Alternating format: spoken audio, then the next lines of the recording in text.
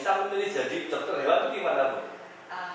Saya pengen jadi dokter hewan itu kebetulan sejak kecil. Jadi kalau katanya orang tua, saya itu kalau ditanya aku dulu kecil tuh umur 3 tahun ditanya mau jadi apa, katanya jawabnya ada dokter hewan gitu.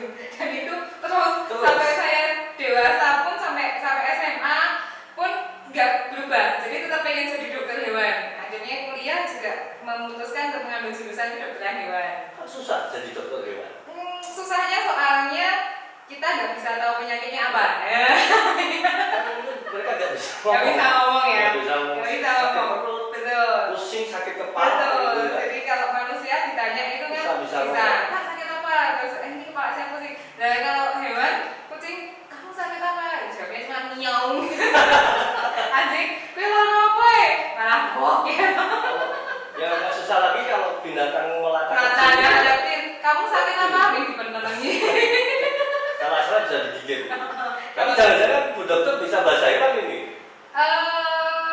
Mungkin karena kita ada bondingnya dengan hewan ya, jadi kadang kita bisa memahami hewannya itu apa yang dimau nggak kayak gitu. Oh gitu? Iya. Saking kebiasaan? Saking kebiasaan. Sudah berapa tahun jadi dokter hewan? Saya jadi dokter hewan itu sejak 2004.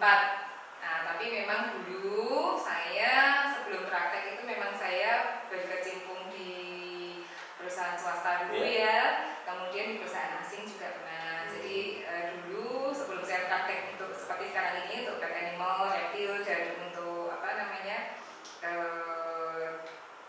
konsultan itu memang dulu sebelumnya saya kerja di company. Tapi itu juga di jadi ke peternak-peternakan, jadi kayak kita membuatkan formulasi untuk pakan, kemudian kita membuatkan program vaksin untuk unggas, untuk ayam telur ya, terus ayam broiler, kemudian untuk babi, untuk sapi seperti itu. Tapi itu masih sampai sekarang Mbak. Masih ya? Masih. Saya sering lihat Mbak Agnes ini posting foto-fotonya saat membantu melahirkan hewan. Ya betul. Ada sapi, ya. Ada babi. Ada betul. Cerita itu. Wah itu jadi sebetulnya masing-masing hewan itu kan beda-beda ya. Nah jadi karena ini kan saya berkecimpung sekarang jadi akhirnya semua hewan ya, termasuk juga kan reptil ya. Jadi memang beda-beda. Jadi kayak kalau di sapi itu kan paling beranak dia cuma bisa satu ya. Kalau beranak dua itu kan kadang kan cacat ya. Kemudian untuk anjing itu bisa beranak banyak, tergantung rasnya apa. Kadang ada kalau yang anjing besar itu bisa sekali beranak mungkin 10, 11 gitu. Kucing juga sekali beranak itu kadang-kadang yang bisa 5, 4 gitu kan. Terus kemudian kalau reptil juga kalau ada yang bertelur, sekali bertelur kan banyak itu Pak Benar. Ada yang bertelur, ya apa, vivipat, ada juga yang beranak ya, vivipat kalau reptil itu ya. Nah, kemudian ya itu kita jadi harus tahu timing. Misalnya kalau di ini kita bicara yang anaknya banyak nih, misalnya babi itu kan sekali beranak bisa kalau kita bisa memberikan nutrisinya yang tepat itu sekali beranak kan bisa banyak ya, bisa mungkin 13, 14 gitu, bahkan ada yang sampai 18 itu ada. Tapi rata-rata memang angka kelahiran itu paling ya berkisar 8 sampai 10 ya yang normal. Itu kita harus tahu timingnya. Ketika sudah lahir anak itu 1, 2, 3 terus ini apakah masih ada atau tidak di perut gitu. Kemudian timingnya ini terlalu lama atau tidak, itu kita harus tahu. Kalau di peternakan kan biasanya itu kita pacu ya. Tapi kalau di kayak di kucing, kalau anjing itu kita harus memikirkan kalau mau kita pacu itu konsekuensinya kalau tidak segera lahir kita kan harus dioperasi seperti itu. Ini bicara hewan yang melahirkan yang harus dibantu, yang tidak dibantu yang seperti apa? Nah gini, jadi kalau kita melihat, jadi pertama ini kita bicara konsepnya untuk hewan pet animal dulu nih ya, pet animal anjing kucing ya terutama. Kita harus tahu Pak, misalnya nih ini sudah waktunya melahirkan, itu kita harus hitung. Kalau bisa kita hitung waktu pacaknya dia. Jadi waktu si hewan ini kawin itu tanggal berapa? Kalau perlu dilingkari di kalender. Dan kita harus tahu. Jadi kita harus tahu berapa lama. Kalau manusia HPL-nya juga. Betul. Itu juga ada itu. Iya, di anjing kucing kita harus paham itu.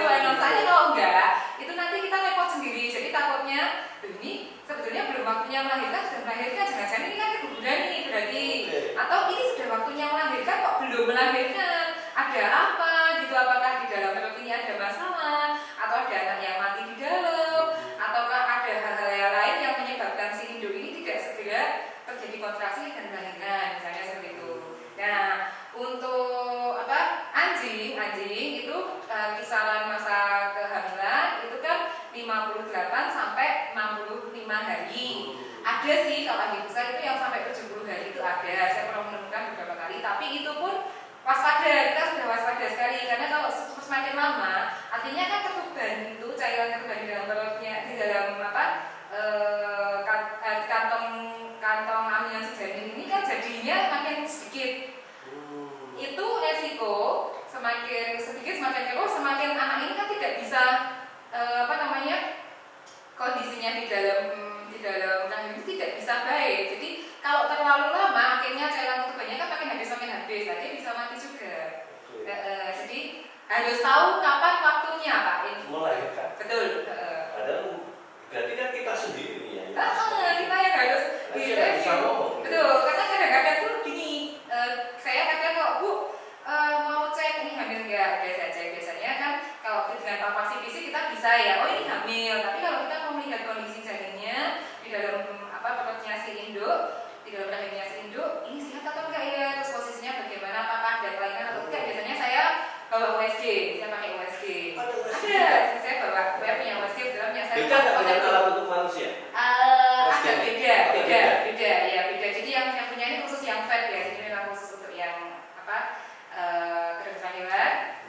Itu kebetulan waktu itu jadi bisa saya bawa. Itu biasanya kita cek, oh ini bagus, anaknya ada 5, ada 6, atau cuma 2. Terus di situ juga kita bisa lihat, misalnya ada kelainan-kelainan, loh ini kok posisinya kok tidak pas, posisinya kok dia kok mungkin melintang, atau loh ini kok denyut jantungnya kok nggak bagus. Nah itu kita bisa lihat dari situ. Alatnya sama persis ketika mendeteksi kehamilan. Ya, sama. Kalau di hewan ada nggak sesar segala macam? Ada, kita juga lakukan sesar juga. Jadi dikasih seksio sesaria, sesar itu ketika induk sudah mengejar lebih dari 2 jam, tapi anak nggak keluar. Artinya bikin ada kesulitan. Bisa si anak terlalu besar, lagi proporsi dengan panggul si induk ini tidak pas, akhirnya induk tidak bisa melahirkan normal. Bisa juga si janin ini salah jalan. Jadi kalau di anjing atau kucing itu posisi rahim itu konu, jadi seperti Bovie ya. Kalau di manusia kan dia kan hanya satu ya, untuk ditempati oleh satu bayi. Kalau di hewan dari kucing itu bisa banyak, tahu nggak? Jadi ada di sisi sebelah kiri, konu dari kiri ada konu dari kanan. Nah ini mungkin di sebelah sini ada mungkin 3 anak, sini 3 anak. Nah kadang-kadang pada saat jalan kan harusnya dia yang sini terus jalan ke tengah ya.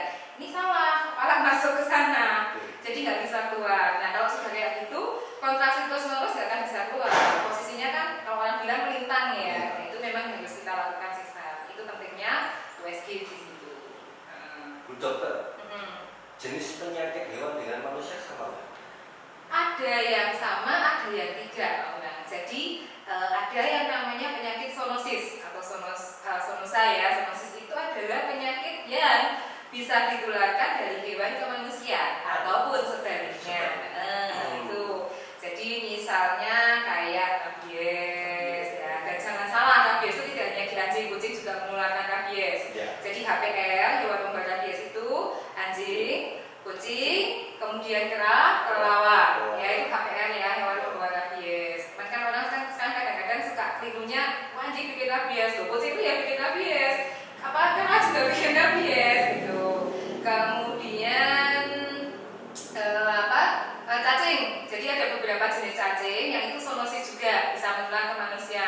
Terutama yang saya kalau anak-anak kita sering bermain, kemudian nggak pakai sandal nih Pak. Jadi ada beberapa jenis cacing di kucing dan di anjing itu yang larvanya itu bisa menembus ke kulit manusia lewat kulit kaki biasanya. Kemudian ikut ke aliran darah, kemudian ya sudah manusianya terinfeksi bisa.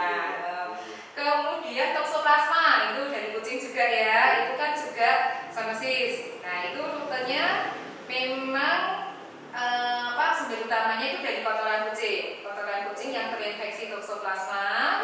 Nah dia keluar kan di kotorannya, jadi kemudian kotoran itu dia berspolulasi, di situ istilahnya kita namanya spolulasi.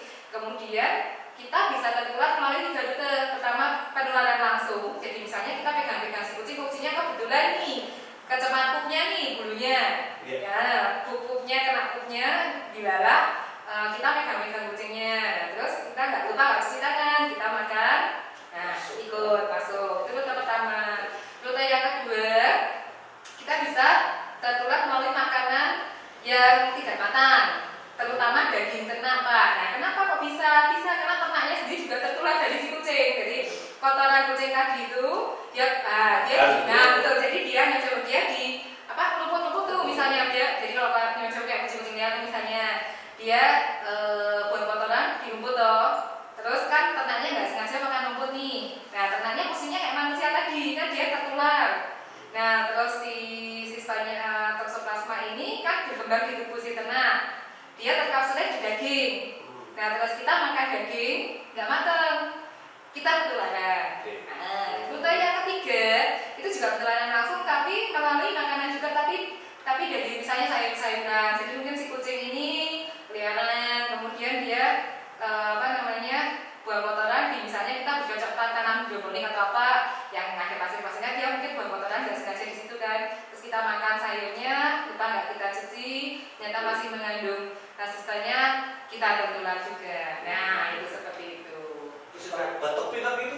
Batuk pilek ada beberapa. Jadi ini kita juga bicara saat ini kan COVID ya, yang lagi marak kan ternyata COVID bisa menular di hewan betul. Jadi kayak anjing kan kayak yang kemarin kita sudah tahu beritanya ya, anjing, harimau, kucing itu ternyata mereka terdeteksi positif COVID juga. Nah ternyata ada beberapa penelitian dan survei itu memang virus COVID ini bisa menular. Jadi kayak anjing itu memang bisa tertular, kemudian ternak, kucing juga bisa tertular. Akan tetapi hewan yang virusnya bisa bereplikasi di tubuhnya si hewan itu hanya di kucing. Untuk COVID bisa bereplikasi di tubuh si kucing, tapi tidak sampai detik ini tidak ada bukti yang menyatakan bahwa itu bisa menular ke manusia. Jadi walaupun kucingnya ini positif ya, kita cek terus ternyata ini positif COVID kucingnya. Itu sampai detik ini belum ada bukti yang menyatakan bahwa si kucing yang positif COVID ini bisa menularkan ke manusia menyebabkan COVID. Seperti itu. Itu tanda-tanda kayak kucing kena COVID itu seperti apa ini? Nah ini juga masih kita masih banyak berdebat dengan banyak ilmuwan ya. Jadi yang jelas memang dia menunjukkan gejala yang mirip dengan manusia juga. Jadi ada flu, ada nasal discharge, jadi ada ingus seperti itu. Kemudian juga ada yang tiba-tiba dia bersih-bersih, kemudian nggak berapa lama mati. Itu ya ada yang seperti itu. Ada yang seperti itu. Akan tetapi ya itu tadi kita tidak perlu takut. Yang penting selama kita habis pegang hewan kita cuci tangan, Pak. Karena kan rutenya virus bisa masuk itu ketika termakan kita, ya atau masuk ke saluran oral kita atau ke pernafasan seperti itu. Jadi memang harus menjaga kebersihan, prokes itu penting sekali. Pakai masker, cuci tangan, dan sanitizer, kalau itu memang. Tapi yang hewannya nggak ada prokes ini ya? Nah repotnya, makanya kadang saya kan suka cerewet ya Pak Undang. Jadi aku nek duwe kucing, duwe anjing, kok aja diubah ya kan? Karena satu itu ya menghindari hal-hal seperti ini. Ya, kita misalnya punya kucing terus jalan kemana-mana, kita nggak tahu dia ketemu siapa. Dia habis ketemu orang yang positif COVID misalnya, orangnya OTG, nah, dia pulang ke rumah kita kan nggak tahu, ya loh. Atau misalnya dia si kucing ini kencing atau pup di tempat orang lain, tetangganya jadi masalah juga. Kan kayak gitu. Kemudian ini kita bicara masing-masing masalah zoonosis ya tadi. Terus ada lagi Pak Unan, leptospira itu juga kan zoonosis ya. Itu jadi penyebabnya kan air kencing tikus. Akan tetapi kan air kencing tikus ini kan dia bisa kemana-mana ya. Jadi dalam arti mungkin nggak sengaja terjilat kucing atau nggak sengaja terjilat anjing. Nah repotnya kalau di anjing yang dia terinfeksi leptospira itu dia menunjukkan gejala. Jadi dia muntah, kemudian ketika dicek itu di ginjal dan di liver itu ada perubahan. Nah repotnya ini di kucing tidak ada gejala. Oh, tidak ada gejala. Iya, jadi ketika kucing ini tertular leptospira dari tikus, tidak menampakkan gejala, akan tetapi air kencingnya dia ini juga bisa menularkan. Itu makanya pentingnya ketika kita habis pegang hewan, apapun hewannya, kita cuci tangan. Itu Pak. Terus kalau dari reptil itu seperti salmonella, itu juga kan bisa menular ke manusia ya. Itu zoonosis juga kan bakteri juga. Jadi ya yang penting kita pokoknya habis pegang itu kita cuci tangan. Itu aja sih. Ini kelihatannya Mbak Agnes ini menikmati sekali menjadi dokter itu. Oh iya, namanya kerja itu harus dinikmati. Dinikmati. Tapi kan ketemu dengan saya kan nggak punya rasa ingin nyontek saya. Oh iya. Tadi saya kemarin ada itu tiba-tiba saya di WA, dok ini gimana ya kulit saya kok gini? Mbak tanya dokter jangan tanya saya. Sama nggak itu sakit kulitnya hewan sama manusia? Ada yang sama. Jadi ini kita masih membahas zoonosis lagi ya. Ada yang mau saya sampaikan lagi yang terkait zoonosis itu ada penyakit kulit yang zoonosis. Jadi bisa menular dari hewan ke manusia. Misalnya skabies. Skabies itu bisa menular. Terus ada lagi ringworm. Ringworm itu juga bisa menular. Nah saya pernah, jadi saya punya pasien kucing. Jadi ada klien saya itu kebetulan ini beliau itu suka ngambil kucing-kucing di jalan, laki-laki terus kebetulan ya namanya ngambil kucing di jalan kondisinya kan kita ya kayak gitu ya kalau dia dibawa ke tempat kami gitu terus ini skabies misalnya terus nggak berapa lama tuh tiba-tiba dia datang lagi ke tempat saya terus ini nunjuk celana pendeknya tuh dikeluarin iki aku gini ya mbak lah ibu ketularan dia sudah cerita dia sudah pergi ke dokter kulit tapi dikira dokter kulitnya itu pertama airnya yang bermasalah dia tidak cerita bahwa dia punya kucing-kucing di dalam rumah yang juga sedang treatment yang sama itu jadi sama ketularan dia jadi kalau pas imunitasnya dia nggak baik dia bisa tertular itu. Yang paling banyak menyebabkan hewan mati karena penyakit apa?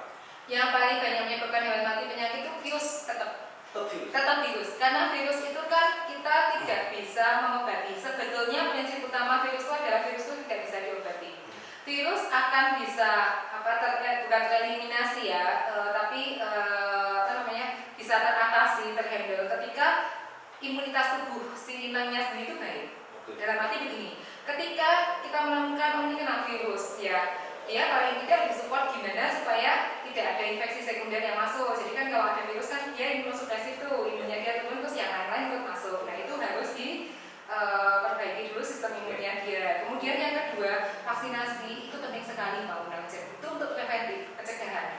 Jadi jangan sudah misalnya kucingnya sudah kena virus panleukopenia, dok ini tak vaksin lagi ya bikin mati kalau divaksin dia sudah kena virus malah baru divaksin jangan. Malah mati.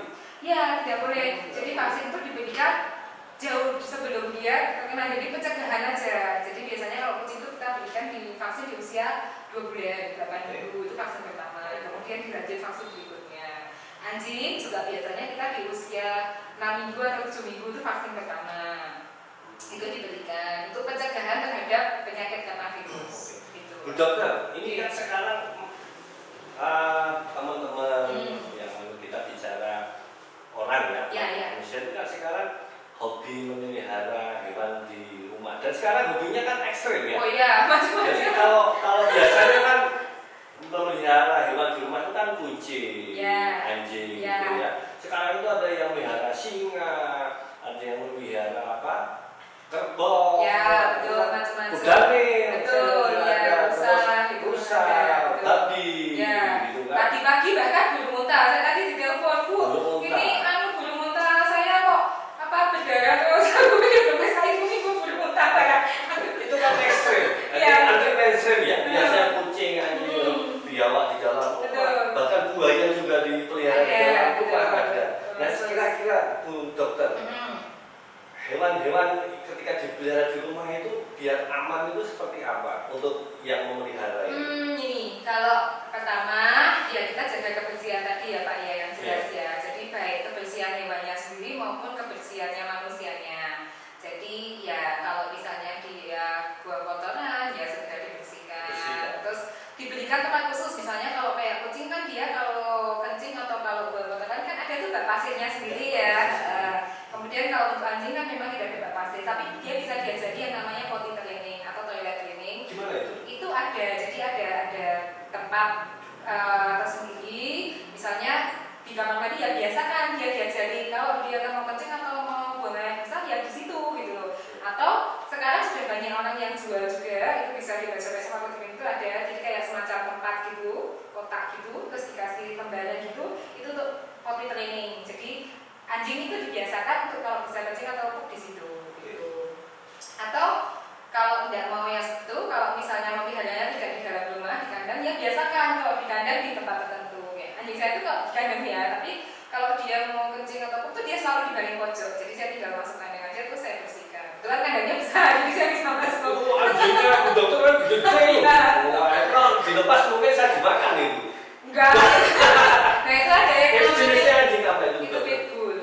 Jadi kita harus ajarkan juga kepada kalau kita pelihara yang bisa diajar ya. Kalau kayak tadi kan kita nggak bisa ajarkan ya. Tapi kalau untuk kayak anjing, kucing itu kan kita bisa ajarkan ke dia untuk behave ya. Jadi diajarkan ada pola perilaku, kita harus paham pola perilakunya. Nah, dia harus memampuni kita. Jadi kalau kayak psikologisnya anjing itu kan, kalau anjing itu biasanya kan dia berada di kawanan ya atau pet ya. Nah itu ada yang namanya pet leadership. Jadi kalau memelihara di dalam rumah ya biasakan bahwa kita itu pet leadernya dia. Jadi dia yang harus menurut kita diajari. Jadi si anjing itu hierarkinya adalah di bawah si manusia. Gitu. Kalau di kucing tidak ada hierarki pet seperti itu, tapi kucing pun bisa diajari. Kemarin saya barusan mengut kucing di jalan. Kalau sebetulnya saya itu paling nanti ya bawa hewan dari jalanan itu saya bawa pulang. Biasanya cuma saya taruh makanan aja di situ terus udah tinggal pulang. Kan kemarin itu kan masih kecil sekali, jadi wah ya aku masih umur paling baru 1,5 atau 2 bulan terus sendirian. Terus oh iya mesake gitu ya sudah dibawa pulang. Ya sampai rumah ya tak ajari itu. Dia jadi kayak anjing jadi akhirnya dia ngiang-ngiung saya makan, dia ngiang-ngiung tak makan ya sit duduk dulu, kamu duduk baru dikasih. Jadi reward seperti itu. Lama-lama biasa sekarang kalau pas saya makan ya dia datang ya langsung duduk nunggu dikasih, tidak boleh dia terus loncat ke atas meja, tidak boleh, itu tidak diperbolehkan Pak. Nah, jangan sampai dia terbiasa begitu sampai dewasa. Nah itu ya itu nanti kan yang repot kita sendiri gitu loh, jadi diajari dari kecil. Untuk anjing kucing bisa diajari. Oh sugar glider juga bisa Pak. Sugar glider kelinci itu juga bisa diajari, bisa. Saya punya beberapa klien yang mereka juga mereka hidup bersama dengan hewan-hewannya di dalam rumah, itu cukup bisa diajari, sugar glidernya bisa diajari. Kelinci juga, anjing saya tuh malah kelincinya di dalam rumah, jadi kayak anaknya gitu juga, ya diajari makan, kamu duduk sana, mau apa dia tahu, bisa lihat TV gitu ya lihat, ditaruh HP di depannya dia lihat gitu, sukanya sukanya ini K-pop, jadi kalau tonton K-pop itu biasanya nunggu gitu lihat, tapi kalau ditontonkan yang lain pergi nggak mau. Bisa lebih tertib hewannya daripada saya. Ini saya diajari macam-macam banyak nggak salah. Nah, sekarang Bu Agnes, Mbak Agnes, melihat atau memahami indikasi hewan piaraan itu sakit itu dari mana? Pertama, ini kita harus paham karakteristik yang asli si hewan.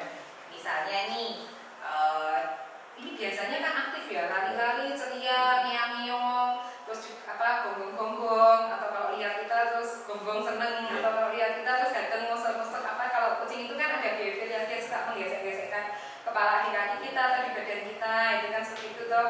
Kok ini kok enggak ya, cuma diem aja. Di satu, dia cuma diem, aktivitas berbeda dengan biasanya. Yang kedua, tidak mau makan Pak. Jadi tidak mau makan itu bisa dua, bisa pertama dia memang bosan makanannya, yang kedua bisa karena badannya tidak enak, dia nggak doyan makan. Ya kita kalau lagi nggak enak badan kan nggak doyan makan. Bisa juga stres. Jadi sama, hewan juga ada galau. Ya misalnya nih kita habis putus sama pacarnya galau, nggak doyan makan sama itu juga hewan ada yang gitu. Hewan juga bisa putus cinta ya? Bisa Pak, bisa. Jadi bisa seperti itu. Ini kameramen Pak Joko ini mah nggak pernah putus cinta. Gitu ya. Lancar-lancar saja. Pacarnya banyak. Nanti Senin Selasa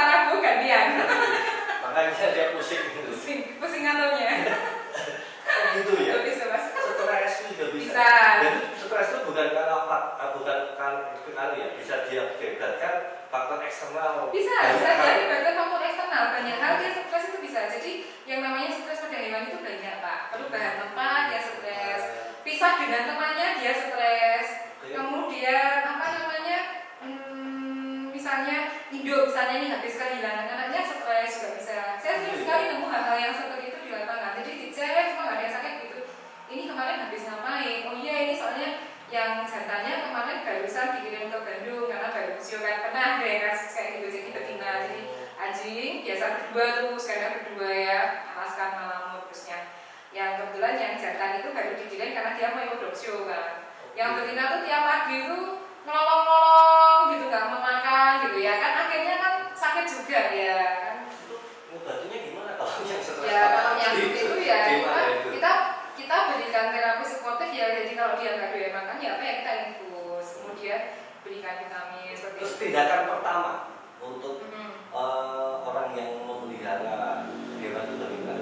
Ya kita yang pertama tadi kan kita baru sampai ke apa tanda-tanda yang kedua ya, tadi jadi nggak doyan makan. Terus yang ketiga itu ada yang tidak umum, misalnya dia muntah atau dia diare, itu kan juga tanda-tanda sakit ya. Kemudian lesu ya, kemudian batuk-batuk, ada tergantung penyakitnya apa Pak. Tapi kan begitu ada tanda-tanda seperti itu, berarti kan ini ada yang tidak beres, tubuh tidak dalam kondisi fit. Nah, itu kalau untuk ya kalau misalnya kita yakin dia nggak doyan makan karena bosan makanannya, kita bisa coba change makanannya ganti yang lain. Mau makan nggak? Mau makan, oh ya udah dia cuma bosan makanannya. Tapi kalau masih nggak mau, terus badannya panas, kadang-kadang juga bisa seperti itu. Atau malah badannya dingin, kemudian biru-biru. Nah itu suhunya juga bisa dideteksi. Bisa dideteksi Pak. Jadi kita bisa cek juga suhunya. Cuman hati-hati dengan tangan ya, tangan kita itu karena suhu tubuh hewan itu memang lebih panas daripada kita.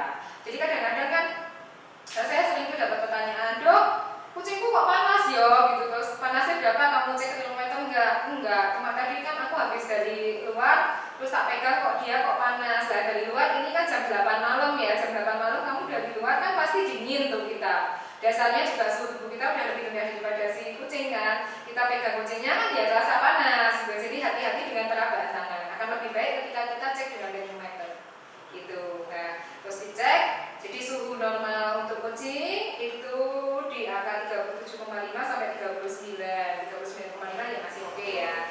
Nah anjing juga segitu sama, jadi kalau di atas itu suhunya, tapi kita lihat juga aktivitasnya dia, misalnya ini suhunya 39,8, ternyata dia habis lari-lari, ya udah tunggu sebentar kasih minum, cek lagi turun nggak, turun ya udah cuma karena aktivitas. Tapi kalau itu nggak turun segitu terus dan konstan, something wrong, pasti ada yang nggak beres. Kalau ngecek suhu anjing gimana?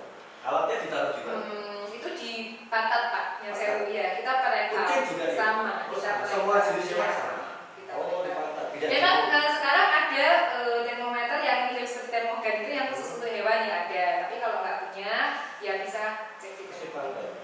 Terus ini, dokter, kan banyak orang tua yang punya anak yang melihara kucing, melihara anjing, dan ya hewan ada yang di luar negeri kan singa, macan, anak kecil itu, dan mereka sering mencium bulunya, sebenarnya itu kalau dari sisi kesehatan.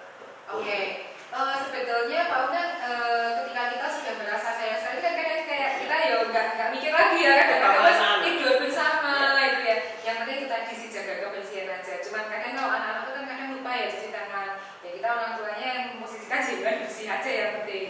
Jadi kayak misalnya mandi gitu ya, mandi itu jangan terlalu sering juga. Jadi untuk anjing kucing itu bisa dimandikan itu mungkin 1-2 minggu sekali saja. Jadi jangan terlalu sering, karena kalau terlalu sering nanti justru akan mengikis kelembapan alaminya dan jadi gampang kena sakit kulit.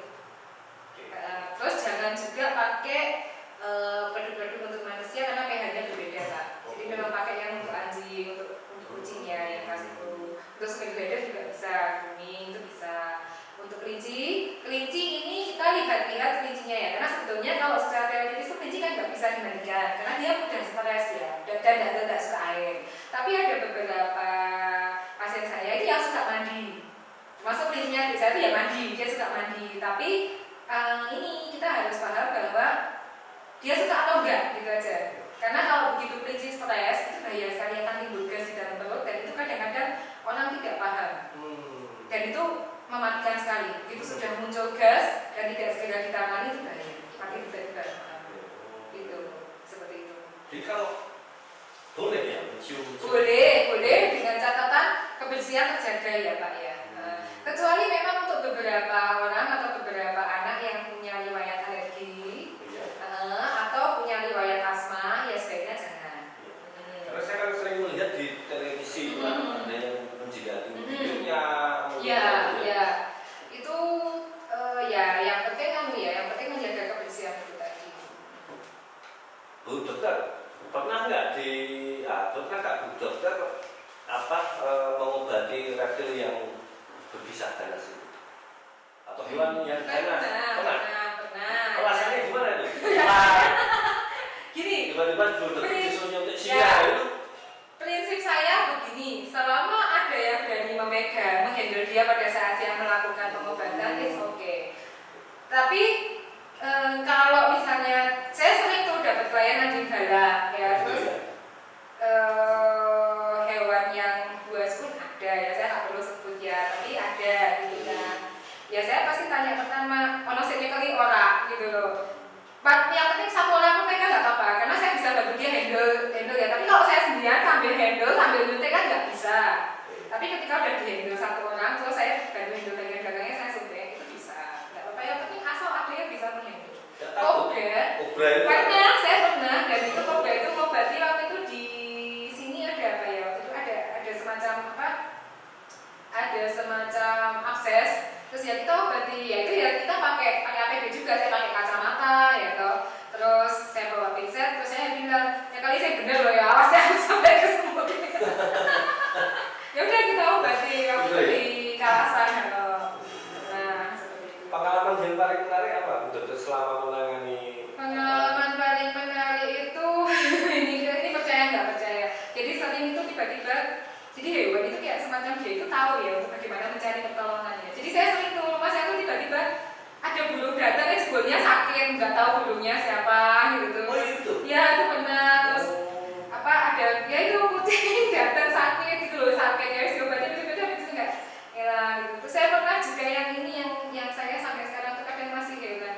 Saya itu pernah klien saya itu kan nemu bayi kelelawar. Terus dia kan bingung nggak tahu gimana cara ngopeninya ya. Terus dok aku nemu bayi lo, ya wes ini tak openane. Terus ya sudah tak rawat, jadi tak sonde itu apa itu terus jadi dari mulai apa? Mulai dia nggak bisa, matanya masih malam itu, betul masih malam itu. Yes, udah terus sampai matanya terbuka, terus udah mulai bisa loncat-loncat itu. Suatu hari kan hilang ya, jadi kan saya taruh di samping rumah saya itu kan ada tempat praktek yang lama ya. Itu saya taruh di situ, terus ada kartonnya gitu, tapi jendela kan bukaan. Pertama saya pikir hilang itu kemana ya, apa dimakan kucing, jangan-jangan memang sekitar rumah terus saya ada kucing-kucing liar gitu kan yang suka masuk.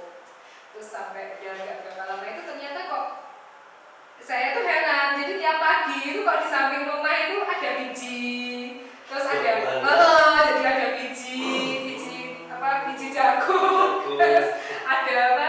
Ada jambu itu setengah itu atasnya yang ada bekas pipitannya itu, terus pernah itu apa kayak entah dodong atau apa itu ada ini siapa gitu ya, terus nah sampai terus satu kali saya baru pulang gitu, loh kok ada kelelawar gitu, itu tiap malam gitu kan, terus jadi begitu, terus di atas bunyi gitu kan. Nah itu kalau dia habis itu besoknya pasti kan gitu, oh jadi ini balas budi. Ya. Iya, itu jadi itu percaya nggak percaya Pak Unang. Lucu, jadi kadang-kadang tuh itu tuh hewan tuh ya tahu seperti itu ya. Itu kan lumayan kalau semalam bisa satu jambu. Jadi saya bilang itu jadi aja jambu ya. Bisa dapat satu kilo. Iya. Atau saya disuruh nanam jagung kali. Oke, Bu Dokter. Itu kenapa ada beberapa hewan yang dikebiri? Oke. Ya itu kaitannya dengan pengendalian populasi ya. Jadi. Tapi itu ada pro dan kontra ya sebenarnya. Ya pro dan kontra. Ya saya gini, prinsip saya sebagai saya juga pemelihara hewan ya toh. Kebetulan memang anjing saya itu tidak saya kebiri, tapi saya tahu dia tidak lagi saya kawinkan gitu loh. Ya jadi tapi kan kalau kayak misalnya yang teman-teman yang lihat kucing atau yang teman-teman yang biasa rescue kucing-kucing di jalanan itu kan memang repot ya. Kalau seperti itu kan kita tidak bisa mengontrol apa istilahnya behavior si kucing, karena kan dia kemana-mana ya sudah nanti kemana-mana terus kalau kucing itu kan cepet ya dia hit atau birahinya kembali itu kan cepet ya 1,5 bulan 2 bulan kan dia udah birahi lagi tuh. Nah kadang-kadang birahi kawin, tahu pulang anaknya 5 kayak gitu banget. Bayangkan dalam 1 tahun dia berapa kali birahi, berapa kali bunting, sekali beranak 5. Nah ya setahun misalnya 3 kali nih misalnya dia hamil 15 loh anaknya ya kan. Nah akhirnya dari situ terus ada semacam gerakan kepedulian, yuk kalau memang kamu tidak bisa menghandle hewanmu supaya tidak kawin-kawin, supaya tidak beranak pinak sembarangan, yuk ayo disteril. Nah itu saya setuju sekali. Jadi untuk pengendalian populasi, karena ya nanti endingnya kayak ya yang kemarin saya bawa pulang itu anak kecil iki anaknya sopo mbo, yang punya siapa, cuma sendirian di situ. Jadi terus dan nggak berapa lama besoknya saya di WA. Jadi itu kan saya nemu di dekat supermarket swalayan ya, di dekat Alfamart gitu ya. Itu terus besoknya saya di WA sama mbaknya yang jualan di mana. Aduh ini ternyata ada lagi, ini ternyata mau dibuang di sini, kan kurang ajar kayak gitu tuh. Punya tapi nggak bisa merawat, nggak bisa bertanggung jawab gitu loh. Kalau semisal itu di steril kan ya sudah gitu loh. Itu Pak Una. Memang banyak ya yang steril. Banyak dan banyak teman-teman juga yang peduli ya. Jadi yang kita gerakan steril untuk kucing-kucing liar, gerakan steril untuk kucing pasar itu bagus. Dengan catatan SOP sterilnya harus baik loh ya, jangan sampai Vespaton di steril gitu. Mungkin ya yang saya mungkin misalnya virusnya aja kurang, kemudian yang saya misalnya desinfeksi alatnya juga kurang bagus, akhirnya kadang-kadang misalnya habis dari tempat steril besoknya malah sakit mati karena infeksi. Itu kan kasihan banget ya. Jadi memang kalau saya sih saya ada di posisi yang setuju dilakukan ketika itu memang perlu dilakukan gitu. Kalau dari sisi kesehatan kucing berpengaruh nggak? Pengaruh banget. Jadi untuk jadi steril itu kadang mencegah hal-hal yang misalnya kayak di kemudian hari ada kanker seperti itu, atau kemudian ada biometra, kadang rahim gitu ya. Dengan catatan itu tadi proses dilakukannya betul. Nah kalau proses dilakukannya tidak betul, kadang malah menimbulkan penyakit juga. Karena kan misalnya nih betina disteril kan, kebetulan sterilnya kurang betul atau bagaimana nyun sewu, dia masih tertinggal ada ovarium di situ. Akhirnya kan malah ini sudah dipotong, rahimnya sudah dipotong, kemudian salurannya sudah dipotong, tapi masih tertinggal sentrus itu. Berarti kan dia terjadi ada proses hormonal, malah dia kan terus birahi tapi tidak ada penyelesaian. Jadi apa akhirnya jadi tumor, malahan jadi kista gitu. Atau pada saat operasi misalnya yang saya lihat tadi alatnya mungkin sterilnya nggak bagus, misal habis pakai steril ini terus langsung buat steril yang lain, kan transfer penyakit juga akhirnya. Atau pada saat steril massal itu kita nggak seleksi nih, misalnya datang datang kucing yang ini ternyata sakit kulit, atau ternyata yang ini kutuan, atau dia yang punya misalnya nggak tahu ternyata dia baru sakit virus saat itu, misalnya kena panle atau kena yang lain, tapi baru gejala awal, nggak tahu dibawa ke tempat steril kan ketemu kucing banyak yang lain. Nah yang kucing banyak ini jadi ketularan gitu juga bisa. Jadi kan sering ada cerita, wow baru steril mah baru kena panle misalnya, atau baru steril mah dari pengolong ini kemudian seminggu steril bisa. Kadang-kadang jadi prinsipnya kita melakukan segala sesuatu itu kita harus lakukan seleksi dulu Pak. Jadi supaya ya sama-sama baik untuk hewannya itu nanti juga akan berarti dengan baik. Kemudian untuk kitanya sendiri juga kita kan akhirnya kita melakukan itu, kita ya steril terus, tapi kita juga puas dah steril terus sudah selesai. Pasca sterilnya juga bagus, buka jahitannya juga baik, tidak terbuka, tidak ada infeksi, orang ketularan penyakit, orang ketularan kutu kan kayak gitu. Itu juga di kita oke sebagai dokter hewan, di si pemilik hewan juga oke, di hewannya sendiri juga oke. Jadi harus gimana seperti itu. Oke, Bu Dokter, kalau dari sisi alat medisnya lengkap nggak untuk hewan ini? Lengkap, cukup lengkap. Cukup lengkap. Ya. Ada tak rumah sakit hewan di Jogja ini? Ada, rumah sakit hewan di Jogja ada. Jadi tadi kalau peralatan kan kalau di tempat saya kayak misalnya yang X-ray itu belum ada, tapi itu di rumah sakit hewan di Jogja ada. Jadi biasanya kalau butuh X-ray ya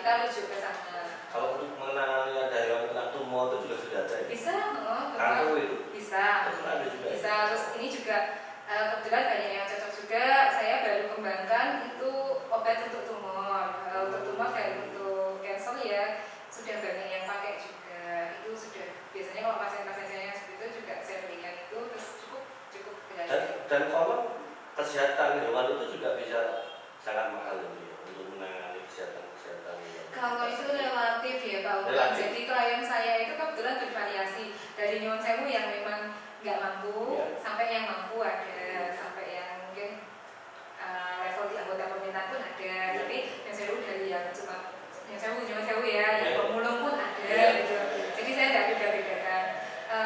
Masalah untuk biayanya tergantung juga sih. Kadang kan misalnya yang dok aku belum bisa bayar, ya udah nggak masalah. Atau dok aku ini minta tolong ini, ya nggak apa-apa. Kita dokter hewan itu juga sebetulnya pasti seperti itu kok Pak. Kita nggak, kadang kita nggak lihat-lihat juga kliennya ya. Maksudnya yang penting ini ada hewan di meja, kalau ditolong ya sudah. Kalau saya prinsipnya seperti itu. Ada rasa anunya ya, apa kerelawanannya gitu, dan kepedulian saya. Ya itu harus ya, saya pikir itu harus ya, itu harus. Karena yang ditangani hewan ya. Ya hewan, ya kadang kita juga. Nah kadang-kadang ini yang kadang saya juga sering ngobrol dengan teman-teman. Jadi sebetulnya ketika kita menangani hewan itu kita tidak bisa lepas dari manusianya loh Pak. Jadi kadang-kadang ketika saya punya pasien yang dia ada dalam kondisi terminal penyakit berat itu, saya juga kuatkan yang punya. Kenapa? Karena ini mereka berdua ini punya bonding. Jadi ketika si hewan sakit, terus yang punya nangis, ini hewannya tuh terasa loh. Oh gitu ya? Dia malah pakai drop. Jadi kadang-kadang ya yang kita lakukan tuh ya mengobati si hewan, yang mengobati perasaannya yang punya, gitu. Sama aja. Justru ketika hewannya sakit, yang punya itu juga ikut sedih.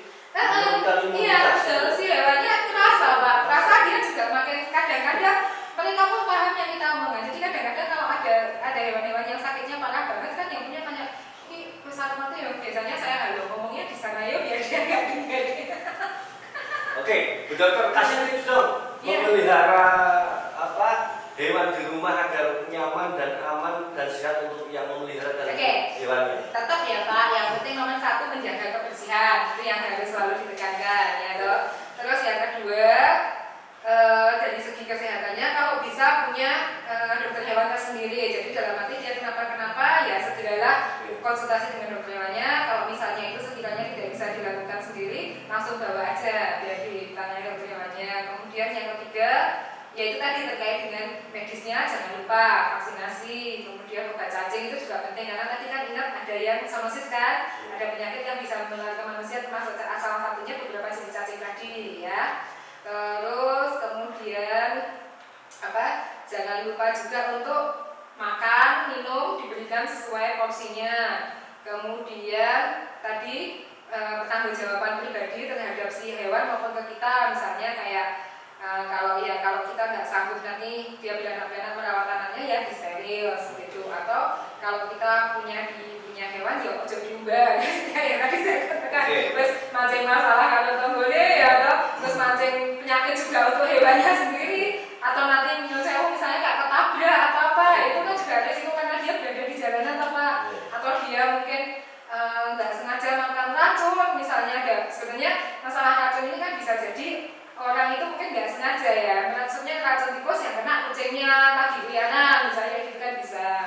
Terus jadi itu tadi termasuk kita harus ingat 5 animal welfare ya, 5 freedom ya, 5 freedom of welfare of animal. Itu yang pertama, bebas dari rasa haus dan lapar ya kan, sudah jadi dikasih makan kasih minum jangan lupa. Terus bebas dari rasa sakit ya kan, bebas dari rasa sakit dan bebas dari penyakit. Jadi bebas dari penyakit ya itu tadi, kalau kita punya hewan ya itu kalau sakit bawa ke dokter hewan. Terus bebas untuk mengekspresikan kebutuhan naturalnya dia, termasuk kawin. Nah kawin ini monggo silahkan, itu kalau misalnya yakin tadi bisa memelihara anaknya silahkan. Tapi kalau nggak bisa dan tidak yakin anak-anak ini nanti endingnya bagaimana ya disteril itu nggak apa-apa ya kan.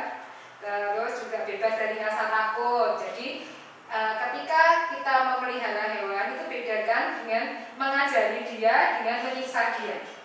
Jadi kan ada tuh, kadang orang kan pro kontra ya. Jadi kadang ada teman-teman yang saking sayangnya sama hewan itu kadang-kadang menganggap pelatihan hewan ini nyiksa.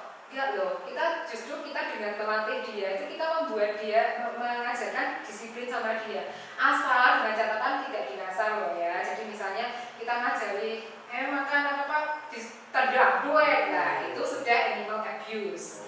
Tapi kalau kita mengajarkan dia untuk makan di situ, duduk, kencing di situ, tapi kita mengajarkan dia misalnya dengan pakai tali itu. Nah, kita kan namanya jogceng ya, diajarkan dia duduk, kamu duduk, hanya patuh. Oke, itu pelatihan namanya. Nah, itu mengajarkan yang namanya obedience, kepatuhan. Gitu. Tapi kadang-kadang ada teman-teman yang kasar ya, terus ada prinsip misalnya enggak, jangan di kandang, hewan kok di kandang itu menyiksa loh. Justru dengan di kandang itu kita menghindarkan dia dari satu, dia makan barang-barang sembarangan yang kita nggak tahu, ya loh. Terus yang kedua, mengajarkan dia untuk disiplin, waktunya masuk kandang, asal nggak di kandang 24 jam terus ya, kalau 24 jam itu kan juga ya memang sedikit menyiksa ya namanya. Tapi kalau pada waktu-waktu tertentu dia dilepas, itu nggak apa-apa sih sebetulnya, justru mengajarkan kedisiplinan. Itu Pak Una, jadi seperti itu. Demikian perbincangan kita dengan Dr. Hewan Agnes, dan selamat berjumpa di tema yang lain. Terima kasih.